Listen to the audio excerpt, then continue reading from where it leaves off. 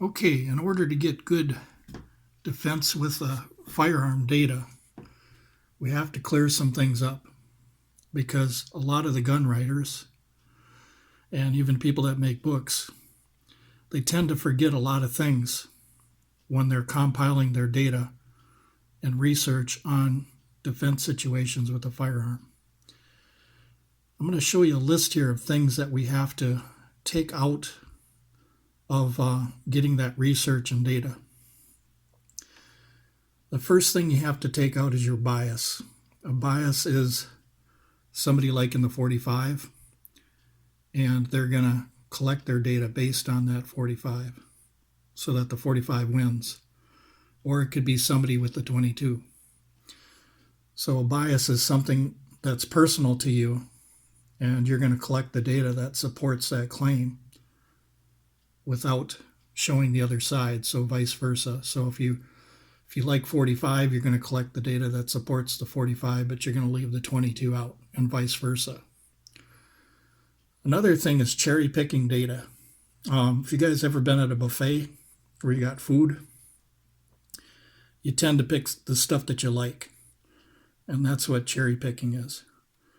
It's not having all of the food at the buffet, but just taking parts that you like. And you can't do that when you're compiling research and data. Third thing is law enforcement. You want to keep law enforcement out of the data because law enforcement is not a private citizen. Completely different role. A lot of differences that I can't go into now. It take me about an hour. But there's differences between the private citizen and law enforcement that have to be separated when it comes to defense situations with the firearm. Military and even gangs have to be separated because of the fact that the private citizen, a decent citizen, isn't a gang member going to start trouble. What they're simply doing is they're avoiding trouble and not getting involved in conflicts that they started. And the reason why we're leaving out the untrained citizen is because we want to gather research on those that have trained, and we want to find out what were the results of the people that were trained. So before we go to the trained citizen section, what I want to do is I want to start talking about something and clear up something about stopping power. Stopping power is twofold. Number one, potential. 357 Magnum and a 45 have good potential stopping power, but the actual stopping power is hitting the vitals, and the actual stopping power is just having the gun on you with no shots fired, and the person stops what they're doing in the attack. That's a success because the person stopped their actions because they seen your firearm, whether it's a 22 or a 45. So if you can't hit the target with a 45, but you can hit the target with a 22, then the 22 for that individual has the stopping power. But if you can shoot the 45 and you shoot it good, you shoot it fast and accurate just as you do the 22, then the same thing. Your 45 is going to do you good. Let's go to the trained citizen here. Now, what we want to gather from a trained citizen, a decent citizen, somebody that's going to have morals, somebody that's going to care about people and not going to start trouble. Or as John Farnham said, don't do things with stupid people. Don't hang around stupid people and stuff like that, because of the fact that you're getting yourself into trouble just by hanging out with the wrong crowd. So I think if I could remember right, what he said was, don't hang out with stupid people, going to stupid places, doing stupid things. So if you can remember them three, that is not what a trained citizen does with his firearm. He hangs out with decent people. So the trained citizen, what we want to know from the trained citizen is when you did get your training, where did you get your training? Thunder Ranch, Tactical Response with James Yeager, Rogers, Gunsight, Masada Yub. We want to know that because we want to follow up and find out who the teacher was that taught them the tactics or the basic fundamentals of shooting that helped them survive this gunfight. Now what we're going to do is we're going down to the citizen here and his firearm. What kind of capacity? And what we're asking is of the firearm on board, that means the magazine that's in the gun currently, that's your onboard capacity. How much on person? That would be how many extra magazines that you carry with you.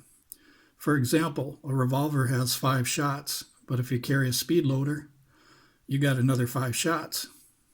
So we want to know what that person had on them that day when they got into the armed conflict with somebody. Okay, we want to know the type of ammunition that they were using. Round nose, hollow point. We want to know the brand. We want to know maybe even some of the ballistics gel stuff. We could sample that and maybe look online and find out what the bullet's performance was. So we want to take that in consideration. We want to know the caliber that they used. And the most important thing of all defense situations with the firearm, the most important thing is the end result, because the end result shows whether the person wins or loses. And winning and losing isn't necessarily dependent on the caliber or the capacity in your firearm, because everybody's going to do things differently. Everybody has different tactics. Some people have training, some people don't. Sometimes there's even a little bit of luck. So we have to include that. So we want to know how many shots were fired. But if they fired pray and spray, meaning just dumping rounds, that's different than somebody using ammo wisely, like taking 1 or 2 shots. So pray and spray like gangs, we want to separate that data from that shooting. Okay, the next one is shot placement. We want to know where were the bullets going? The heart, the brain, the spine, the pelvic girdle. And if they missed when they fired the shots, we want to know that they missed the vitals. We want to know what that person that got hit, we want to know, did the bullets miss the vitals? Because on one-shot stop studies, sometimes what they'll do is they'll say that the 22 was hitting center of mass and it took 3 shots, whereas the 45 took 1. And what they're doing with that is they're not telling you where each bullet hit, because center of mass is not enough. Within center of mass, there's places where you can hit the heart and vital parts in that system that will not drop the blood pressure. So center of mass is kind of a myth, other than firing multiple shots till you hit the heart. But you have to hit something that's going to drop that blood pressure. If you don't believe me, you can look up Jim Cirillo, where he talked about guys getting shot with a 12-gauge shotgun in the gut, and they still managed to run and have a shootout for 5 or 10 minutes. Okay? Shot placement is very important. It doesn't matter what kind of gun it is. You have to hit the vital areas. Otherwise, that heart is still pumping. That brain still gets oxygen. And if the brain doesn't get shut down, or the heart doesn't shut down, or an artery doesn't get hit, it's going to be a long time. But we know that the heart is the key to the blood pressure, to the oxygen feeding the brain. And we know that the narrow band in between the eyes and the ears in the brain is a place where we want to shoot for. Because even the top of the head or the side of the head, shots can be taken where the person will still continue to fight. And of course, you got the spine and the pelvic girdle.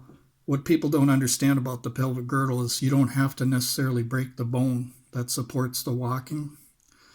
the pelvis area is a very, very painful area. That even if you get hit with a couple bullets and they don't break the pelvic girdle, the pelvic area is dense with nerves and it's very, very painful. And that's why somebody bends over and they hold their hands on their pelvis and they don't continue the fight. So don't rule out the pelvic girdle. So when you're doing your shots and your training, you want to not only do the chest and the head, but you want to use the pelvic girdle too as an option. So we got hitting the vitals and we got here missing the vitals. So if you miss, it doesn't count. You know, the expansion and the penetration and all that stuff. Like I said, 12 gauge shotguns hitting guys in the guts and still running around. Jim Cirillo. And Jim Cirillo had been probably in New York Stakeout Squad. He's probably been in some of the most gunfights ever. And another guy's name is Chicago Police Department. Bob Stash had been in like 15 gunfights. So we want to know from the guys that have been in real gunfights what happens. And they all say the same thing. They all say you have to use your cover and you have to hit the vital areas. It's shot placement, shot placement, shot placement, shot placement. I can't tell you enough. Shot placement, shot placement, shot placement. If you can't hit anything with the 45, start using the 22. So if you can't dump rounds fast with the 45 on vitals, then you're going to have to use a 22. So, and a lot of us can learn how to use the 45. So it doesn't matter what gun we carry. We're proficient because we practice. Okay, so what I want to do is, another key point I'm putting down here is fast combat accuracy. And what fast combat accuracy is it's shooting like a mag dump. And you want to know, does that mag dump have recoil or no recoil? For instance, you can shoot a 22 very quickly with a mag dump and it has literally no recoil. But if you shoot a 40 or 45, you got recoil. And what we want to know is accuracy that somebody has for a 4-inch target at 10 yards. So if I give you 10 rounds of 45 and I give you 10 rounds of 22, which one can you do a mag dump at the fastest with them 10 rounds at 10 yards? And what does your accuracy look like? Are you within 4 inches? Because 4 inches is kind of like the size of the human heart. Once again, we want to drop that blood pressure. We want to make sure that we hit a vital spot that is going to stop that person from their attack. Okay, moving on. This one was key point number 3. Let me mark it in here.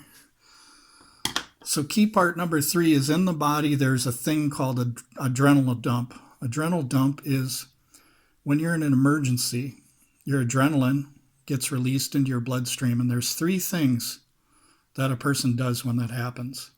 And all of us are different. You can fight, you flight, or you flee. Oh, freeze, let me see. Okay, sorry folks.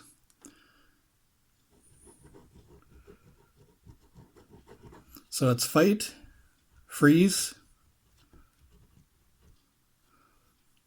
or flee. You can call flee flight. You take off like a bird. Okay? These are the only 3 things.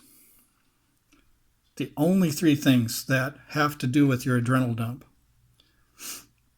And part of the adrenal dump is what we've learned is that on most of these, when a person trains, they usually fight, because what happens is training, not for all, but many, training induces fight, which is right here.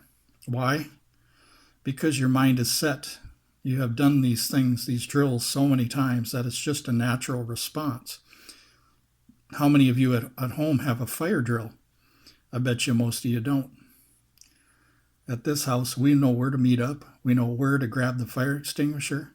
We have a mindset because we're prepared to respond very quickly to an emergency.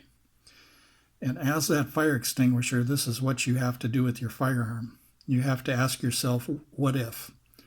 And what if thing is based on you imagining scenarios of what ifs, is what I call them, where you create a scenario in your mind or out on the range, and then you respond to that scenario on how you're going to defend yourself. Okay, another thing is I'm going to read some sayings here that I like. Some of them you probably recognize, but the first one is mine that I contributed. I put here, accuracy can make up for the muzzle energy. Okay, and what that comes from is if I have 400 foot-pounds with this 230 grain Spear Gold Dot 45 and this Remington 40 grain 22 is 100 foot-pounds, if I can't hit anything with this 45 as far as vitals, but I can hit something with the 22, then this 100 foot-pounds makes up for the 400 foot-pounds. And it gets even better. If I can put 10 of these on in a heart-sized target at 10 yards, that's 1,000 foot-pounds combined. And we're not comparing one bullet. We're comparing the bullets in the magazine that you're going to use in a self-defense situation, that you're going to fire until the threat is stopped. So if you're good with a 45 and you can hit the vitals, then that's fine. But if you're not, then you have to switch to something, even if it's a 22, something you can handle where you can get shots on the target. And because a 22 is low recoil, you can do a very, very fast mag dump, similar to a full automatic. You can do a fast mag dump without that muzzle flipping on you. Whereas a 45, it takes some really good trained guys that can really hold on to the pistol. And same with your 40. And the most important thing is the first shot, making sure that you make that shot count when you take that first shot. So I'm going to go down here to a couple more sayings. One here, you're only outgunned if you miss. That was from Jeff Cooper. And that's just like what I was saying. You know, make that first shot count. You're only outgunned if you miss. If you hit the vital area and you drop the blood pressure and it's only one bullet, you're not outgunned. You know, the extra ammunition, even if you only got 4 shots in your revolver, if you do good at the first shot, then you're going to win. You hit them vitals. Speed is nice, but accuracy is final. And once again, you can be the fastest shooter, competition shooter and stuff like that. But accuracy is final. And what I'm talking about in accuracy is you have to drop the blood pressure. You have to hit a vital organ, not just shooting 8-inch paper targets or plates. And then finally, the last one is take your time in a hurry. You've all heard that. So you're taking your time to line up your shot, but you're doing it in a hurry. So it's both at the same time. And the thing is that you don't want to worry about the speed of the other person. Block it out. All you want to focus on is getting that pistol out, lining up your sights, and pulling the trigger. Don't worry that he's faster than you are, because he's thinking the same thing about you. So, thanks for watching, you guys.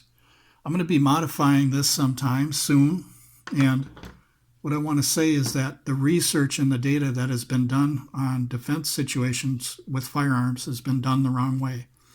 And one of the best guys I know that does good research that I only approve of is Claude Werner, the tactical professor, because me and him are the same. Me and him use little army men and stuff like that to give examples about how shootings went down. We've been doing this stuff for, decades. But anyway, thank you very much for watching, you guys.